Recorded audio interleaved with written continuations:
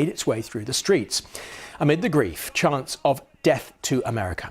General Soleimani was the architect of Iran's military activities across the Middle East, and his influence meant that only the supreme leader, Ayatollah Ali Khamenei, outranked him.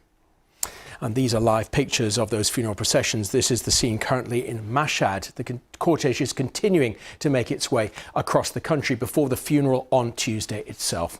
And the assassination marked a significant escalation between Iran and the United States. Tehran's leadership has threatened severe revenge. President Trump, who authorized the attack, has warned against any retaliation. Lina Sinjab reports from Beirut. A sea of mourners across Iran. Thousands are out to bid farewell to a man respected by many at home and feared abroad. Major General Qasem Soleimani's body arrived in Iran early on Sunday morning. 3 days of mourning begins here in Ahvaz before moving to Tehran on Monday, and then the burial in his hometown in Kerman. This is a moment of mobilizing loyalty among Shia communities in the region. Iran vowed to take revenge for the loss of its top commander, a man who shaped the country's presence and influence in the region by force and blood. Iran's response could come at a time and place of its choosing to hit American interests in the region or beyond. Some of its proxy militias in Iraq started reacting. 2 rockets hit American bases in the heavily fortified Green Zone in Baghdad, where anti-ISIS coalition is based. No casualties reported, but that's a sign of warning for the nearly 6,000 American troops in Iraq. Perhaps it's time to leave. Instead, the US is planning to bolster its defenses in the region, sending 3,000 more troops. President Donald Trump warned in a tweet of harsh reaction to any attack on Americans or US assets. He says the US has targeted 52 Iranian sites to strike if any escalation. The world is calling on self-restraint. But the loss is big for Tehran, and the consequences could be severe for the US and adds tensions to an already complex region. Lina Sinjab, BBC News, Beirut. In the last hour, Iran has announced it's planning to roll back further on the commitments it made when it signed a deal on its nuclear program in 2015. President Trump, of course, pulled out of the deal in 2018, and Iran has been gradually moving away from it since then.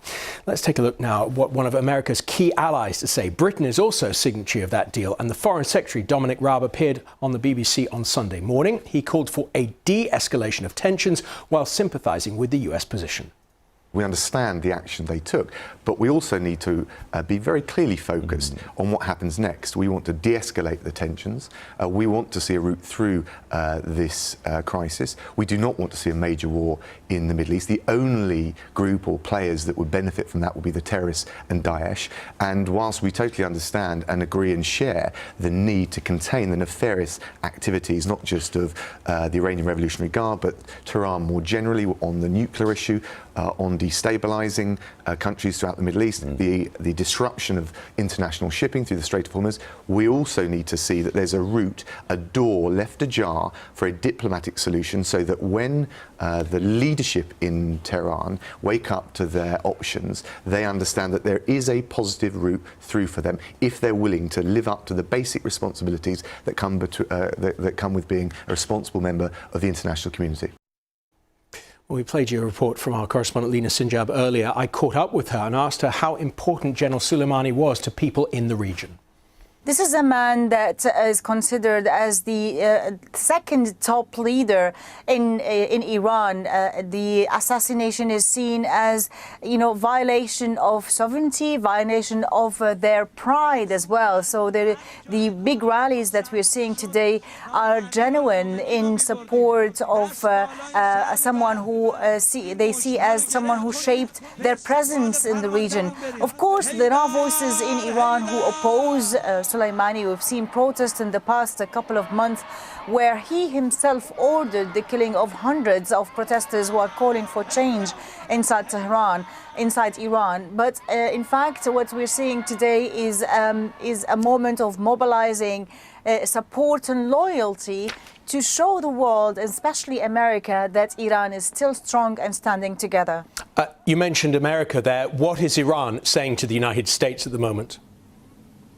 Well, it's been since minute one of the assassination that they're threatening to hit back, to retaliate, and that what they have done is like violation, is a war crime. They even, some of its leaders, they called the Americans as this act as a terrorist act. So the time and the way of Iran's response is hard to tell at the moment. The whole world is interfering and trying to calm down.